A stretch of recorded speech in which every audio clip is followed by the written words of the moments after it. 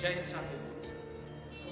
অনেক বাচ্চা বলে, স্যার এত আমাদেরকে ফিজিক্যালি কষ্ট দিচ্ছেন কেন, স্যার পড়াশোনায় এত কষ্ট দিচ্ছেন কেন, একটু কম পারলে হয় না?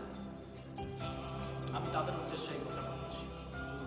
দেখুন, যখন ময়দানে একটা ঘোড়ার রেস হয়,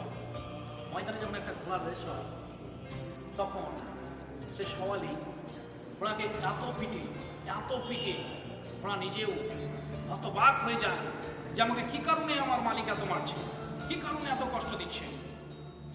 কিন্তু ওই ময়দান থেকে যখন ঘোড়াটা জয় হয়ে ফিরে আসে, তখন ঘোড়াটা বুঝতে পারে যে আসলে আমার মালিক আমাকে চেতাবার জন্যই কিন্তু এত কষ্ট দিচ্ছে। ঠিক তেমনই বেটা, আমি তোমাদেরকেও এত পরিশ্রম ফিজিক্যালে মেহনত করাই, আমি নিজেও মেহনত করি এবং পড়াশোনাতে এত কষ্ট দেই, এত তকলিফ দেই। কিসের জন্য? আমি তোমাদেরকে জিতাবার জন্য, জয় করাবার জন্য, তোমাদের মা বাবের নিচু হওয়ার স্বাদ আমি উঁচু করার জন্য,